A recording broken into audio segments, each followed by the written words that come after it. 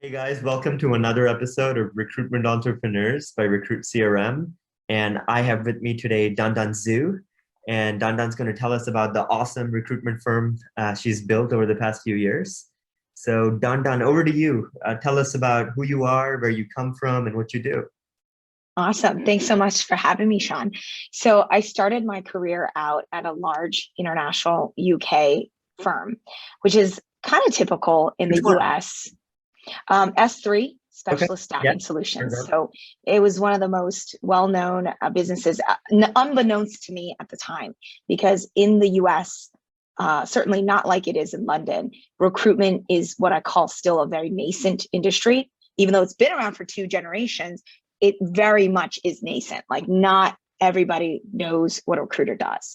And it's kind of wild because I actually went to a business school. So the fact that business school students are graduating without understanding such an important career opportunity, I think it's just a huge lost opportunity today. So when I found out about recruiting, I had no idea what it was, and I thought it was a scam. I was like, oh, this doesn't sound real. Like, this doesn't actually sound like a real business. Why would people be getting $50,000 to place one human being? I Yeah. mean, don't people naturally need jobs, right? So you totally don't understand what agency recruitment, especially like executive search is. So when I first learned about it, I was just like, I have nothing to lose. I wanted to do it because it's a sales job. The way it was pitched to me, obviously it's a UK company, they pitched it to me like, you're going to make a crap ton of money. You do this for the money. Like, this is why you come to do. This is a sales job. You're going to make a lot of money here, right? You're going to create a whole career with us. You can set up divisions. You can be like a leader. Like, it could really be amazing for you. And I was like, okay, cool. So I just signed up. How You old know, were you? How old I were you was when this happened? I was 20. I just turned 23. I was looking for a way out of Boston. I lived at home with my parents, and I was looking for a way to escape their hold. And the salary was $35,000 in 2011 to Wow. live in New York City. And And was it so was that the base salary? base Obviously. salary, Okay. right? Base salary. And when you first start a recruitment job, like, you don't even know about the business, let alone how commissions work. So like when I first started, like, I had no idea like what to make. My company literally was like, here's a commission calculator. Here's how much you make. And I was like, okay. Like, the only question I asked about income was, what do like very average recruiters make? I was like, just so I have an idea, like, what is the most average salary, like net, Yeah. post, commission cut, like all in OTE, on Yeah. target earnings, right? Yeah. Like, what do they make? Like, the most average person you'll find in their Uh-huh. first year recruiting, what would they make with this kind of base salary? And their answer to me was like, probably $60,000. Like, that's average. I was like, oh, that's very doable, right? Like, Yeah. I can live cheaply on 35,000, and as long as I can make it past the first year, I'm good. Like, there's no way I'm going to be less than average, Yeah. right? At the worst case scenario, I had confidence to know I would be utterly average. But, So it's but like, But yeah. that's what everyone thinks, right? Everyone's like, "Hey, I'm gonna be a little better than average anyway," right? Like Well, going. I thought I can't be worse than average. Yeah. I didn't assume I was going to be better. I just thought I can't be worse, right? Okay. I can expect to be average. And, Like, and what did you end that up would be doing? okay. My first year, I made $87,000. Boom. So Yeah, you were in the top 10, 20% of your I starting. was short of one deal. I was the global top rookie out of like hundreds of people, right? That's So insane. yeah, across multiple countries. And So Nandan, let's yeah, like go a little back before we dig deeper into your professional career. Where were you like born? Like I how did was life start? yeah. My family immigrated to the US when I was 5 years old. So Okay. I'm from China. I'm from the northeast part of China. Okay. Which And part then, yeah, specifically? Shenyang, it's in Okay. Liaoning province. Yeah. So I speak, read, and write Chinese. My parents are very proud Chinese people. And so I'm very Chinese American, definitely half, pretty much like And so culturally. you can Yeah. write Mandarin even now? Yeah. Oh wow. I can Okay. I can read it. I'm certainly not to the degree of like how I can do English. Yeah. English, I'm stronger, but when I'm in China, people usually cannot tell that I'm That, from yeah, a different you're a country. foreigner. Yeah, yeah, yeah. Yeah, they think I'm from the Northeast. They're Yeah. like, oh, you got a Northeast accent. So Cool. That's I go, crazy. yeah, And so yeah. And I did your family move straight to New York? Was that the first pit stop? No, no. So they were graduate students and they started off in Boston. So Cool. growing up, I had a very typical, educated immigrant family upbringing, which is like the expectation is that you're going to go to Harvard. That's the Yeah. expectation. They expected very great things from me from a traditional sense of like following the immigrant path, Yeah. including like the funniest thing is like when they tried to get me to go for Olympiad math. I just love my parents because I'm like, wow, you thought your children were special enough to really do Olympic level math, right? Yeah. Like it's just adorable, like how much hope our parents had for me. So when I actually started in a sales job, they were very, very, very disappointed. They were very upset, and Yeah, they they were don't like, wow, traditionally, you're they would respect the research type jobs a lot more, even if they made less the money. pedigree. Yeah, yeah, The even, pedigree. yeah. Yeah, the educational pedigree, I think, is very important in Asian culture. It's the pedigree, not so much the. And it's ironic because my parents are immigrants. They came here for money Yeah, to increase their opportunity, came exactly. here for me to increase my opportunity economically. Yet when my goals and drive and desire came to it being just money, they were disappointed. It's Yeah, very ironic. double standards, my friend. Like, Right. Because they wanted me to be like a lawyer or a doctor. They wanted me to aspire to have money in a very secure fashion. but So I guess they did want me to be rich, but in their own way of what they justify as the right path. the right path to becoming rich. But Dandan, I sort of obviously stalked you before this interview, right? And you went to a pretty decent university, right? You went to Babson. They have a pretty good entrepreneurship program. And so, did you major in entrepreneurship? Was that your like? No, no, because I followed my parents' advice and they told me to only focus on hard skills. So I studied finance. So I sucked at finance. I still don't remember anything about finance. I really am not cut out for any sort of technical job as things turned out. So college, honestly, I no hate to Babson. It just was kind of a joke to me. Like I was working all the time. Like I was running my eBay business. I had a thriving eBay business. So during class, I'd literally be selling things on eBay. But Like isn't I that what Babson was all about anyway? Starting businesses in college, like stuff like that. Yeah, but like mine, I don't know. I think I don't want to again focus on Babson Yeah, because I don't want to like tarnish. My view is that Babson is an expensive private school yeah, that tends to attract people with money. yeah. So their children can go there. My classmates can go there to experiment with entrepreneurship. I didn't have a luxury to experiment. I had to do what I could to make money so that I could pay for college. Yeah. So it's a very different experience. Like other people took college as an opportunity to play with money. Yeah. I don't have the luxury to play with And so, money. I did had you to have a make lot of it. debt going into college? Like, did you take a lot of personal debt going into college? Well, in high school, I worked for my family's restaurant and I also had internships. So they had taken a lot of the money I earned and they had put it to pay for college. And I also got grants Yeah. and I also got like scholarships. So my tuition wasn't very high. I graduated with under 5 figures worth of Oh, loan, which isn't bad. that's not bad at Yeah. all. Yeah. And I chose Babson because of the money it gave me. Literally, out of all the colleges I chose, I went for who gave me the most money, and that was who I was going to go with. Because I just don't want that much debt. Like Yeah. whoever gives me the most, I would go. And I don't know what I would have done if every college came to me with $50,000 tabs every year. I probably would have foregone college, to be honest. Like if that was the cost, because like I just think it's too expensive. So Yeah. my net college expense was not as high compared to majority of people. Cool. And then you did college, and then did you get placed into recruitment from like a campus interview, or did you actually go out and did and just get So it? I had an interesting experience after college. My parents were traveling back to China at that point to run a business, and they relinquished the restaurant. They relinquished our household. They gave all of that to me to manage when I was 22 years old. So Okay. right after graduating, I went into running my family's restaurant Oh, and our household. Yeah. So that's what I did for a whole year and a half. And that wasn't because I wanted to, it was out of family obligation. got And it. it came at a good time because, there was a recession going on in 2009. Yeah. So it was actually, I graduated in 2009. So it was like perfect, actually, Horrible in time to do hindsight. Yeah. It gave me a whole year to figure out my life.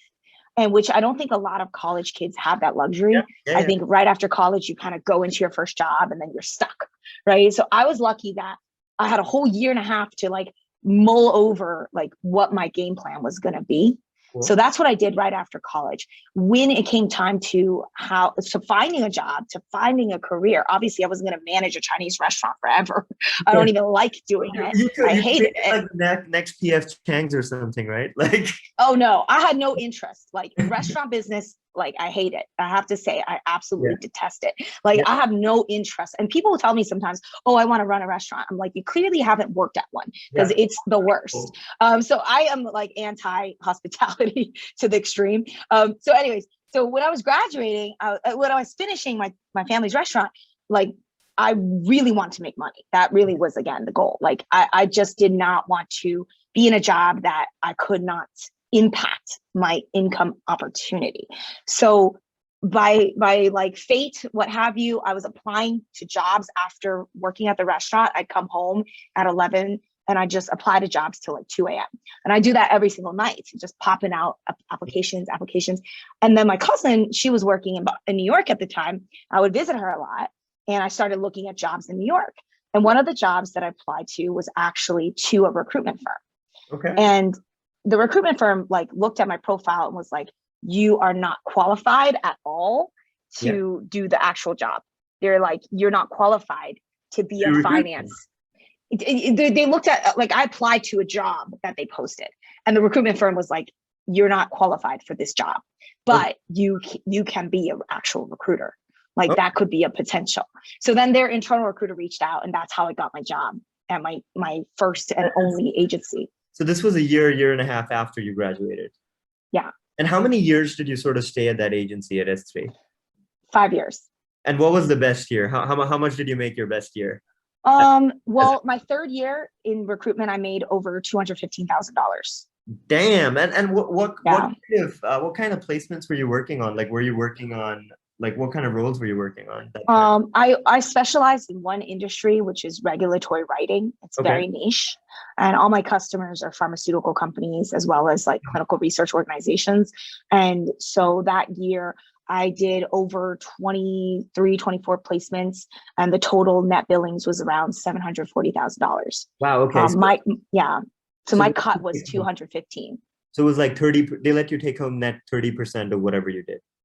Yeah. Right. Like So, I had to game the system. I had to game the commission system because the way they have it set up at S3 is like different, right? So everyone has different commission system. I got that much because I squeezed all my starters in similar time intervals so that I could maximize my commission cut. So everything I did was very strategic to organize the flow of starters to maximize my commission plan.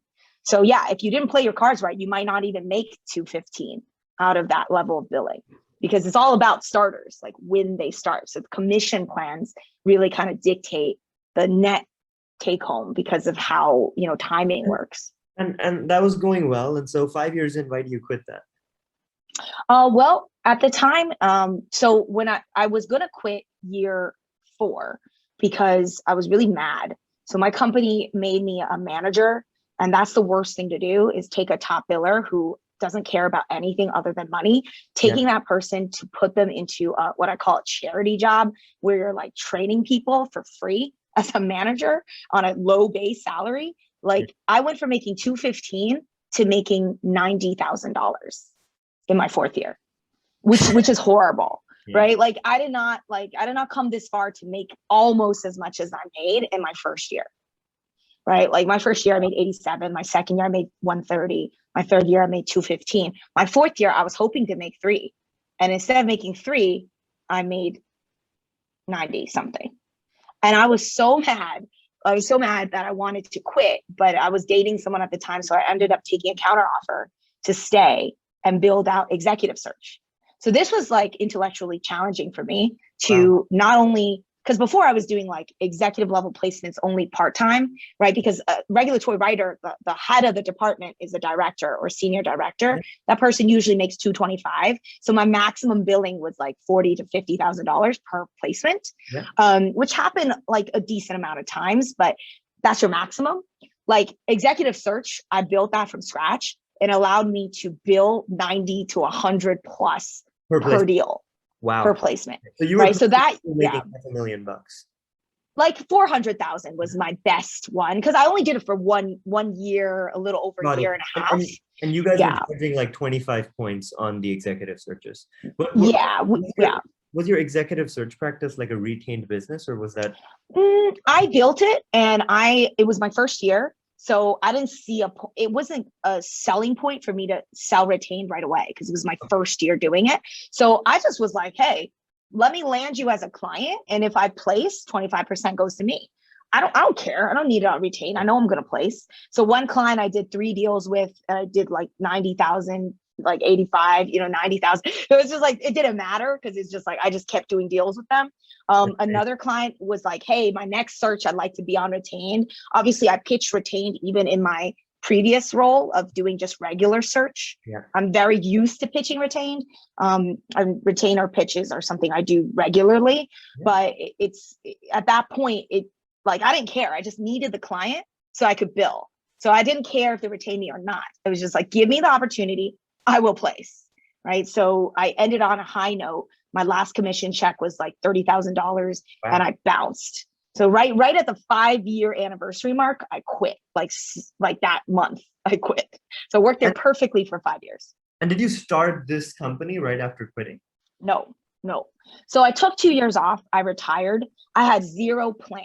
I had no plan at all when I graduated. What did you do? So in the meantime, when I was running my recruitment career, right, when I was like hustling, I saved a lot of my money and I put it all into real estate. So I was a very aggressive investor starting from a very young age. So I didn't have any savings, and I still don't have savings. I don't like having cash sitting in a savings account. You don't have savings in cash, but you have assets. Right? Yeah. Is that correct? Every time I made enough money, I convert it into some sort of asset. The right way to say it is you don't have cash savings, but you're not broke, right?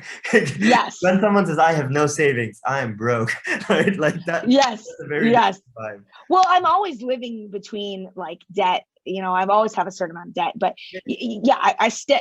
I live a very high, quote unquote, high risk investment lifestyle where I put all my money into investments. I really truly don't have cash savings. Wow. Like if I have it, it's just sitting there for me to invest in something, right? So I started investing in real estate when I was 25, and at that point when I quit, I had over $500,000 worth of like net worth, if not like more than that, right? Like because of all the gains I had through the real estate investments.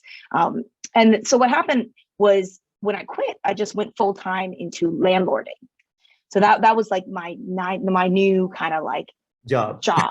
Yeah. So I was just like landlording, learning how to be a landlord. I sold a property, bought 3 more, and then I had another property, then I bought another one. So I had like 5 properties to manage with probably over 8 or 9 doors, like individual units, because some of the properties I bought had multiple units. How much debt did you use to do this? Not too much, because I don't like to overextend myself when it comes to. How do you define not too much? So like, I would never buy a property that is too expensive. So for me, the range would be a 10% return. If I buy something for 180, it better rent for 1,800. So like, I would never be the person to buy a condo for 300,000 because it would never rent for that. Right? Like it would never rent for 3,000 plus. So I wouldn't buy that asset. So like I would buy properties like a 2-family for like 245. I put 20% down, and then I would rent it out. Okay, so your equity to leverage ratio was 1 to 4. Like 20% cash versus 80% debt. Is that accurate? Yeah. Yeah, Yeah. sometimes I buy all cash. Like, it just depends on what's available, right? Like nowadays, I do all cash deals as well. So everything changes over time because of like what you're getting and how you can leverage it. Before I used more debt. And recently I've been using more like all cash deals for whatever reason. It's actually hard for self-employed people to get debt, Yeah. especially in 2020. I know. So yeah. So long story Yeah. short, like I got into real estate investing and I was playing around with career coaching. I was playing around with all these different things, but eventually fate came into play. One of my old colleagues, who's a friend, they let me know that my old firm was looking for a vendor to use to like recruit recruiters. Yeah. And I had never thought about this career. I never thought about this market. I didn't know that it existed. So I kind of was like, well, I need money because I was deep into landlording and people were getting evicted. People were destroying my property and I needed cash. And I was like, what's the fastest way to make cash? Is recruit, right? Yeah. It's what I know. I know I can do it and it's low startup costs. So I was like, let me just start recruiting. At the time I had met someone through my career coaching business and he and I started DG Recruit. And over the last 3.5 years, our business has morphed so much. It's changed so much in terms of like growth strategy. Are you a pure play rec-to-rec recruitment firm right now? That's it. Yep. Okay, so just rec-to-rec. And do you work with both agencies and regular companies or just agencies? Mostly agencies, and that may or may not change. Again, we're never married to one thing or the other, but our core value is helping top billers. That's really what our business is geared up to do, is to help top recruitment professionals, whether they're sales leaders, full desk perm recruiters, temp sales, temp split desk recruiters. You know, our job is to help agency recruiters. So that's been what we've been doing for the last 3.5 years. Do you specialize in a specific market? Is it mostly all New York or the Northeast, or like where do you? Geographically, we're coast to coast. Okay. We work with clients that are home based as well as on site. And obviously on site, the heavy concentration is New York City, as well as cities like Chicago, Los Angeles, you know, Denver, like anywhere. Miami, Austin, right? So it just depends on where our clients need people. And obviously our client book has shifted immensely over the last 3.5 years. And is it all like contingency, or is some of this retained now? Like how do you do it? With rec to rec, it doesn't make sense to be retained. And there's many reasons why I don't think retainers help my business. So I don't really offer retained unless I feel like it. And again, it's just case by case. I'll talk to clients and I'll determine what's the best way forward. For the majority of our clients, I don't want to be retained because I'm not an internal recruiter, and I don't want to be beholden by the limitations that retained searches require. And is this a traditional 20% on their base? Is that what? No, I charge 30% on the base. Yes, on draw, base, whatever is the guaranteed. That's what we charge, 30%.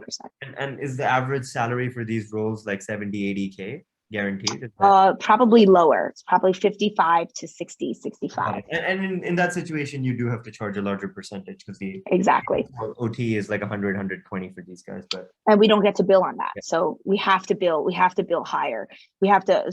Percentage has to be higher because of the low base. Got it. So it's like 15 to 20 grand per placement sort of thing. Yeah. Got it. Yeah. Got it. And that's still a good spot to be on if you can get enough volume, obviously. And how have you scaled this business? Is it just you and your partner? Is it more folks now? When we first started, we were very lucky that I had a personal friend who wanted to work with us.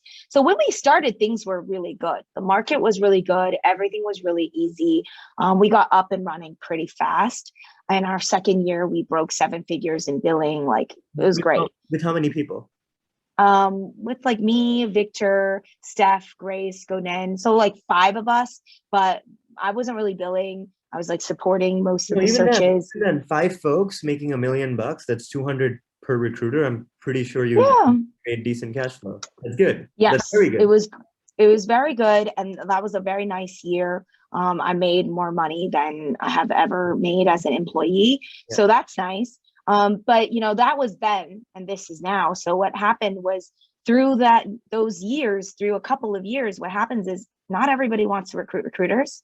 So eventually, along with many of our competitors, we had severe issues in retaining our internal staff. Because recruiting recruiters is so much work and it's so difficult that people eventually, like my original business partner, he set up a different business to do something else. So we're in the process of completely separating our businesses. The old colleague, a friend that used to work with us, no longer wanted to do this last year. So last year we lost, either by their choice or by our choice. It just went down to literally Grace and myself and one sourcer in London, who's been a sort of a follower that has followed our content and worked with us before. And that person is our only sort of, so other than Grace and I. So it's like a 3-person team now?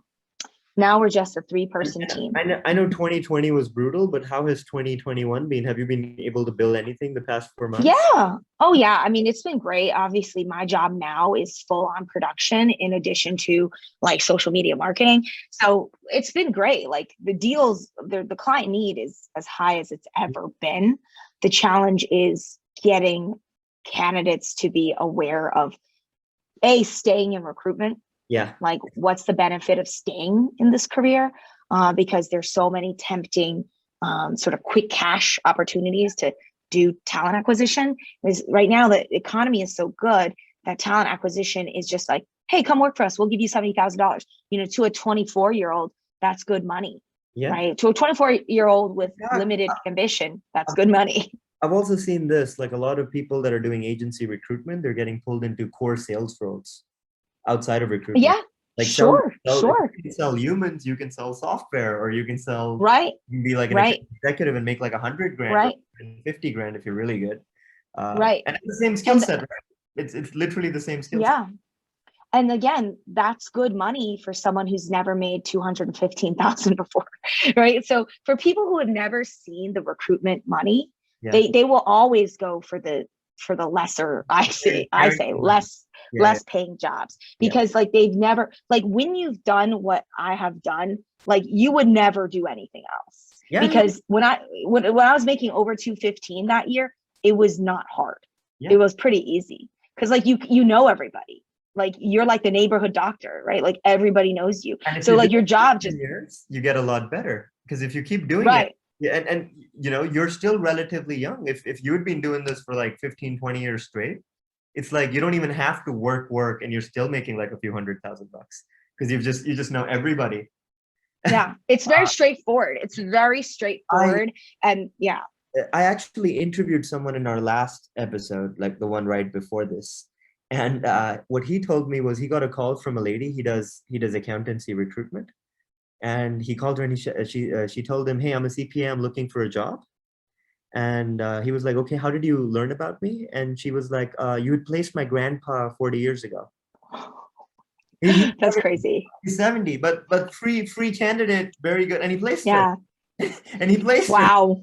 That's hilarious. But just think about it. If you do it for long enough, you have just so many people just know about you in general that you don't really have to do business development. It's just flowing to you. Like someone just says, oh, Dandan got me a job like 8 years ago, like call her, right? Or it's crazy. That it's a very sustainable long-term gig that has like higher paying dividends the longer you're in it. But again, I think in today's culture, it's very hard to see that if you haven't seen it. So like, what's the guarantee? It's also risky, right? Because it's not people like guarantees. And like, this is a job where you can be like, hey, you're probably going to just get that 35 base or 40 base or 50 base. And then only if you're good do you make the 100. And people are a lot happier just getting a guaranteed 70, right? Like that's the problem. that's the real problem. And so going forward, what's your plan, right? You've 3 folks now, as your team. Are you trying to consolidate, like stay at 3 folks and just try to optimize billing to get to or do you want to scale forward? What's the plan? For now, like if anything in our past has taught us in the last 3.5 years is the only thing I need to focus on right now is increasing my social media presence and that of my company, and also just billing. So that's the only thing I'm really interested in at this moment. And that's it. Like in the future, obviously I have my own plans on what else we're going to do, how we're going to build. I definitely stay tuned and follow our journey. But for this year, immediately, it is to just produce and So, just be hands-on for and now. so Yeah. three closing questions now, right? One, what's the hardest part about your job?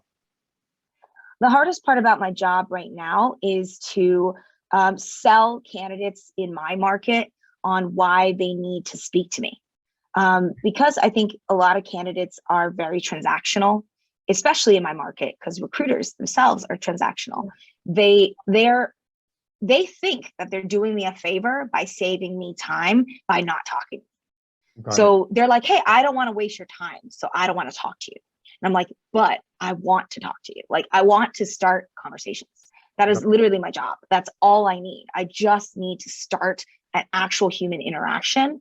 And so the challenge, I think, for recruiters, including myself today, is to sell people in general why they need to actually have real relationships instead of waiting until they need you, which is too late. And second question then, what's your situation like today? Are you married, boyfriend, girlfriend, dogs, Yeah, kids? sure. What's it? I took a lot of risk for this business, and I wanted to quit early because I was single.